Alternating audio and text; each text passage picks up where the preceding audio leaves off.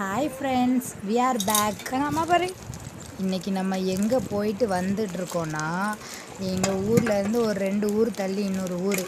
அங்கே வந்து குட்டீஸுக்காகவே டாக்டர்ஸ்லாம் வந்து கேம்ப் போட்டு குட்டி பிள்ளைகள்லாம் ஹெல்த் செக் பண்ண வந்திருக்காங்க. அங்கே போயிட்டு செக்கப்பை முடிச்சுட்டு வீட்டுக்கு போய்கிட்டு இருக்கோம். அங்கே போகும்போது எனக்கு வீடியோ எடுக்க முடியாத ஒரு சுச்சுவேஷன். ஸோ ரிட்டனில் இப்போ வீடியோ எடுத்துகிட்டு வந்துட்டுருக்கேன். உங்கள்கிட்ட ஒரு விஷயம் காட்டணுன்றதுக்காக. உங்களுக்கு ஏதாவது தெரியுதா பாருங்களேன். நாங்கள் நிறைய டைம் இந்த வழியில் போயிருக்கோங்க.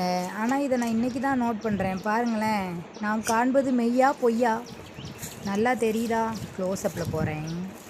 இதோ பலாப்பழங்க. பலாமரம் இப்படியா இருக்கும்? நான் என் லைஃப்லேயே இப்போ தான் பார்க்குறேன். அந்த அதிசயத்தை பார்த்து முடிச்சுட்டு இந்த பக்கம் பார்த்தா இங்கே ஒரு காமெடி என்னன்னு நீங்களே பாருங்களேன். இவனை யாரா இங்கே ஏற்றி விட்டது? இவங்க என்னடா ஒரு தினுசாக வந்துக்கிட்டு இருக்காங்கன்னு தெருவில் உள்ள நாயெல்லாம் எங்களை பார்த்து குலைக்க ஆரம்பிச்சிருச்சுங்க. அதுக்கிட்டேருந்து எப்படியோ தப்பிச்சு வந்தாச்சு. தூரத்தில் ஒரு சிலை தெரியுதா கோல்டன் கலரில்? அது ஏதோ சாமின்லாம் நினச்சிக்காதீங்க. அவர் ஒரு மனுஷன்தான். நம்ம ஏரியாலே அவர் கொஞ்சம் வெயிட்டு கை. இப்போ இறந்துட்டார். அதனால் அவருக்கு சிலை வச்சு மணிமண்டபம்லாம் கட்டி வச்சுருக்காங்க. சரி, அவர் வரலாறை நம்ம இன்னொரு வீடியோவில் பார்ப்போம். இப்போ இந்த மேடமை பாருங்களேன், எவ்வளோ ஹாயாக உட்காந்துட்டு வராங்கன்னு. அவளுக்கு நம்ம எங்கே போனோம், இப்போ ரிட்டன் நம்ம அங்கே முடிச்சுட்டு வீட்டுக்கு போகிறோமா, எங்கே போகிறோம் ஒன்றுமே தெரியாது. ஜாலியாக அவங்க பாட்டுக்கு உட்காந்து வேடிக்கை பார்த்துட்டு வராங்க பாருங்களேன். விடாம பாரு, என்ன ஒரு அப்புறாணியான மூஞ்சி, எதுவும் மரியாதது போல்.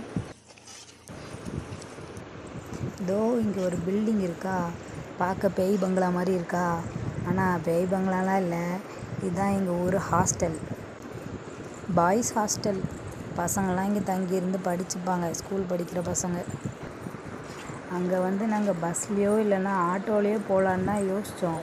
ஆனால் பேசிக்காகவே ஆஃப்டர் மேரேஜ் எனக்கு வந்து வாக்கிங் போகிறது ரொம்ப பிடிக்கும். பாப்பா வர்றதுக்கு முன்னாடி நானும் என் ஹஸ்பண்டும் ஒன்றா காலையில் எழுந்திரிச்சு வாக்கிங் போவோம். அப்புறமா நான் கன்சீவ் ஆனதுனால ஃபஸ்ட்டு 3 மாதம் நல்லா ரெஸ்ட்டு போட்டாச்சு. அதுக்கப்புறமா 4th மந்த்லேருந்து நார்மல் டெலிவரி ஆகணும்னு நான் வாக்கிங் போகிறேன். ஆனால் என்னோடய வாக்கிங் பார்ட்னருக்கு அந்த 3 மாதத்தில் நல்லா லேசினஸ் ஆயிடுச்சு.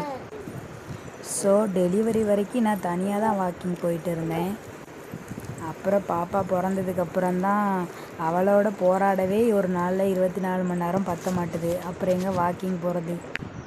1 இயருக்கு அப்புறமா இன்றைக்கி தாங்க இவ்வளோ தூரம் வாக்கிங் போயிருக்கேன். பேசிக்கிட்டே நம்ம வீட்டை பார்த்து வந்தாச்சு. இந்த மாதிரி க்யூட் வீடியோஸ் அண்ட் ஷார்ட் ஸ்டோரிஸ்க்கு நம்ம சேனலை சப்ஸ்கிரைப் பண்ணிக்கோங்க. பாய்.